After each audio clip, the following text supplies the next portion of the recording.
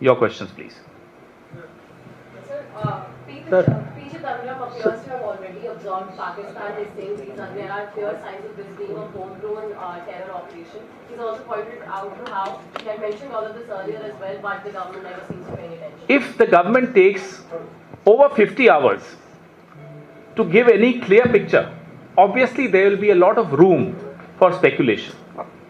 Obviously there will be a lot of theories floating around within the studios, television studios. Every day, every hour, we are watching new theories being floated by all of you. So in the absence of any clear picture, any official version, obviously there will be theories. The government took 50 hours to conclude that this was a terror attack. There were speculations, there were theories being touted. Somebody said it was a CNG blast, somebody said it was something else. So, for any responsible government, you should not leave any room for any speculation from any quarter. That's how a responsible government acts.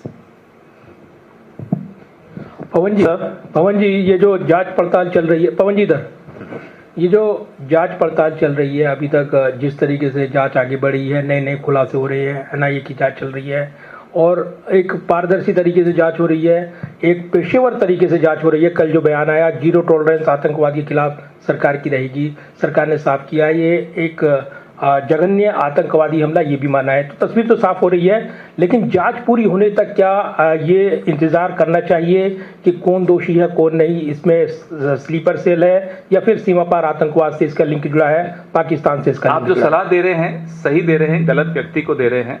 ये सलाह आपको TV channels को देनी चाहिए, ये सलाह आपको BJP के जो सोशल मीडिया हैंडल्स हैं उनको देनी चाहिए, ये सलाह आपको तमाम राइट विंग इन्फ्लुएंसर्स को देनी चाहिए। Don't jump to conclusions. और कंक्लूजन्स पे जंप दो हालातों में लोग करते हैं। एक, जब कोई स्पष्ट पिक्चर सामने नहीं रखी जाती, सरकारी वर्जन सामने नहीं आता, तो जाहिर सी बात है अलग अलग थ्योरीज आती हैं। दूसरा, जानबूझकर किया जाता है, जो कि राइट विंग इन्फ्लुएंसर्स आपके कर रहे हैं, लगातार वैमनस्य पैदा करने का पूरा प्रयास हो रहा है। आपकी बात बिल्कुल सही है, लेकिन ये पास ही में है बीजेपी का हेडक्वार्टर, वहां जाकर कहिए। सर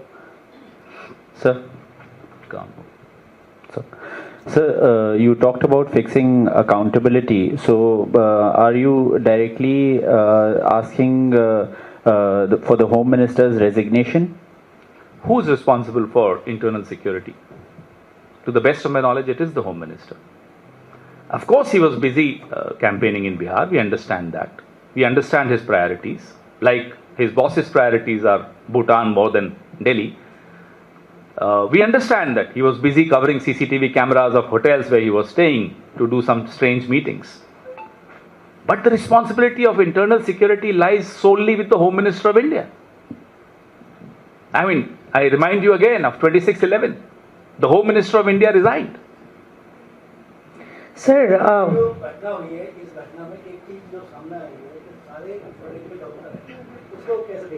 भाई, जब तक सामने आधिकारिक रूप से सब कुछ सामने नहीं आता, मैं टिप्पणी करूं एक राजनीतिक दल की तरफ से, आप टिप्पणी करें एक मीडिया की तरफ से, मुझे लगता है वो स्पेकुलेशन होगी।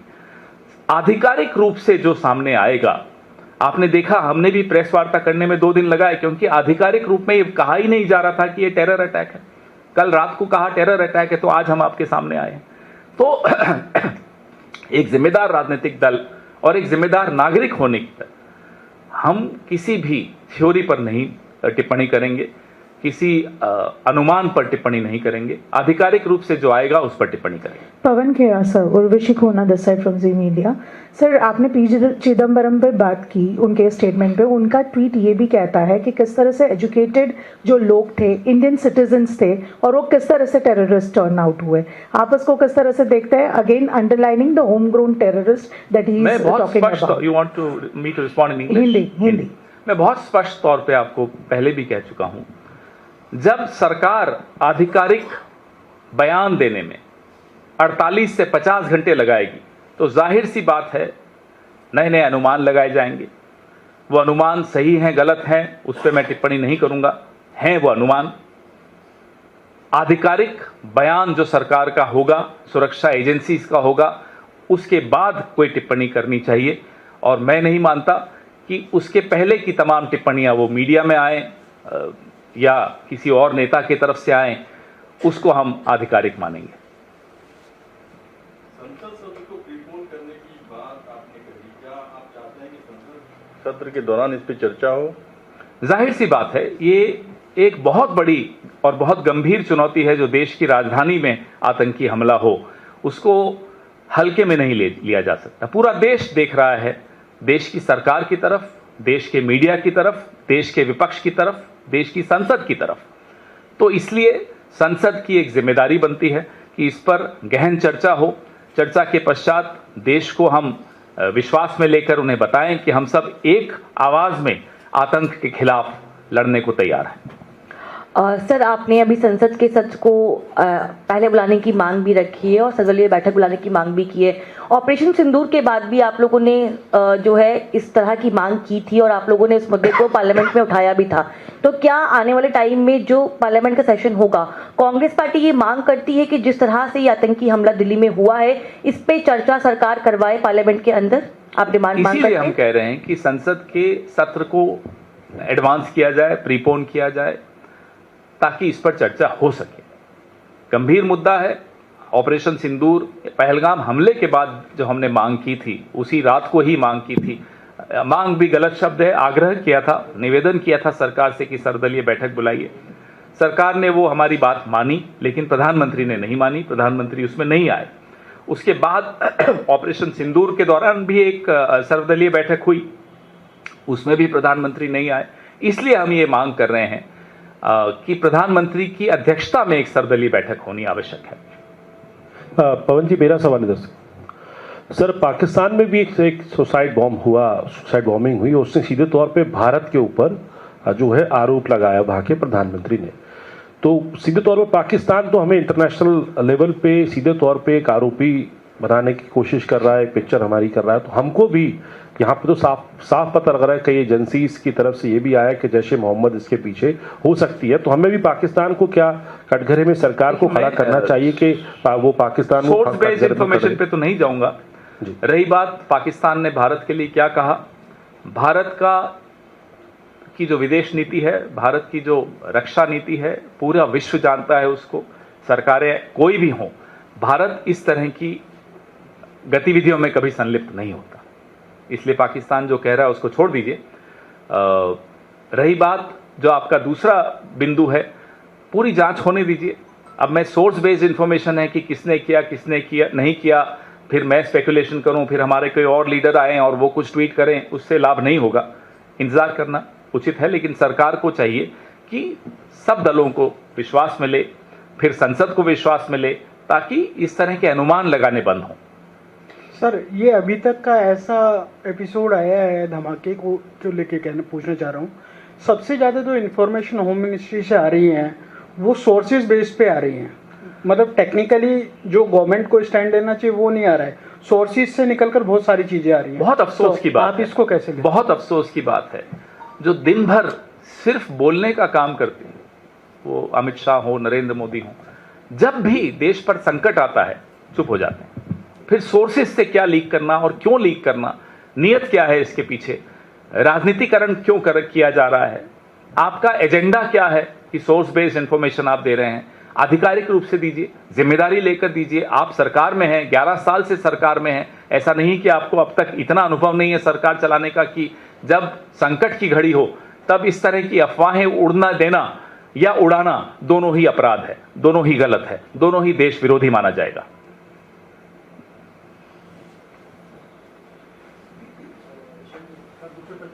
नहीं, हाँ नहीं, इसी पे रखिए अभी। आज ये एजेंडा अलग है, आज ये संकट की घड़ी है, नहीं बिहार नहीं ये।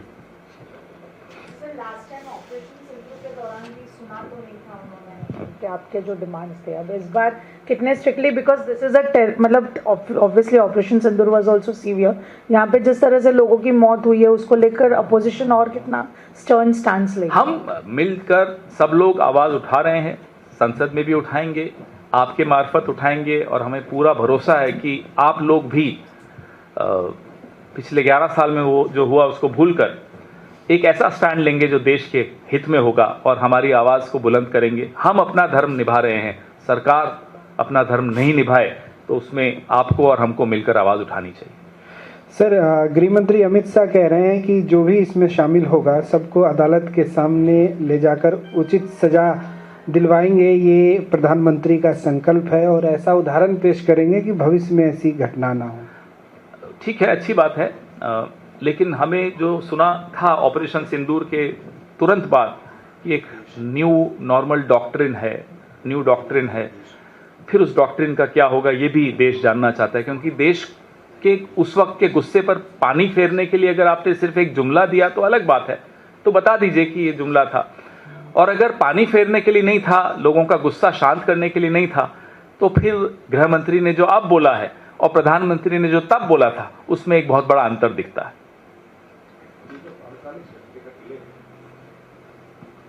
ये जो 48 घंटे का डिले है सरकार का ये मानने में कि टेरर एक्ट है, ये डिले का कोई कारण आपको लग रहा है खास? नहीं समझ में आ रहा।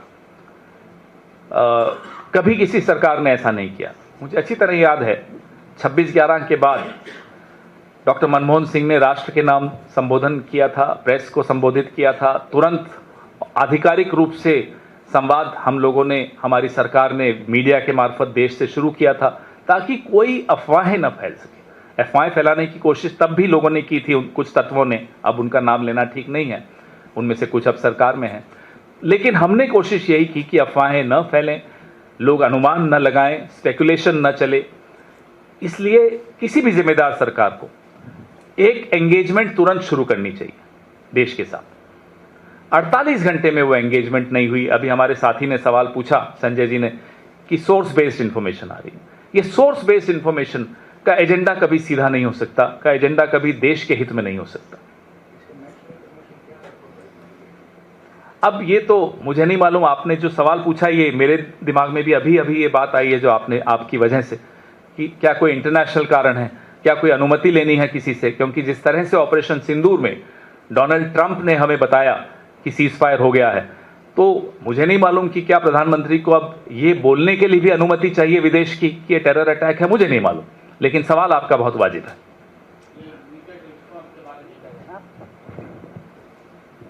गवर्नमेंट की तरफ से जो म्यूटेड रिस्पांस आया है, यही जो म्यूटेड रिस्पांस, हाँ जी, what do you want to say about it? We want to ask questions. I completely share the curiosity you have, the concern you have as media and as responsible representatives of the media. Why this delay? I don't know about muted response, that's your version and I completely respect it. Perhaps he is right, there is international pressure, perhaps they needed permission from abroad to even term it as a terror attack. In that case, it would be very unfortunate. Pawan sir, मेरा सवाल ये है, लगातार जिस तरह से इस पूरे मामले में 2900 किलो अमोनियम नाइट्रेट फरीदाबाद पहुंच जाता है, 350 किलो RDX पहुंच जाता है, गृह मंत्री लगातार इस बात को कहते हैं कि अगले साल तक हम नक्सल पूरा ख़त्म कर देंगे, आर्म्स एम्यूनिशन का जो पूरा चेन है वो उसको ब्रेक कर दिया जाएगा।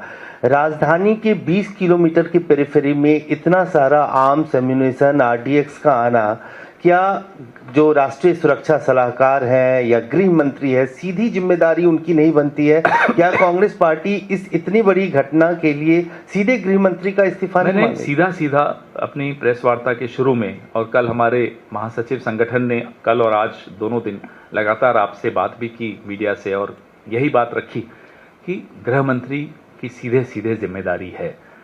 यह भी कहा कि हमारे वक्त 26/11 में गृह मंत्री ने इस्तीफा दिया था।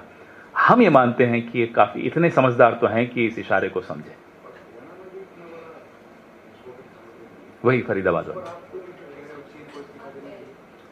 देखिए, ये सामग्री कहां से आई? सिर्फ सीएम का नाम ले लें तो ये गृह मंत्री को बचाने वाली बात होगी। ये सामग्री हरियाणा से आई, हरियाणा में कहां से आई, ये सारी जांच होनी चाहिए। अब फिर इन्होंने क्या किया, आधिकारिक रूप से कुछ चीजें बताई, बाकी सोर्स बेस शुरू कर दी। सोर्स बेस में आया साहब, रीजन बन रहा था, वो बन रहा था, ये बन रहा था, अलग अलग अफवाहें उड़नी शुरू हुई। तो अफवाहों से अपना इनका काम चल रहा हो तो हो सकता है इनकी पार्टी का काम अफवाहों से अच्छी तरह चल जाता होगा, सुचारू रूप से चलता होगा, लेकिन देश की सरकार अफवाहों के ऊपर नहीं चल सकती, क्योंकि देश की सुरक्षा का सवाल है।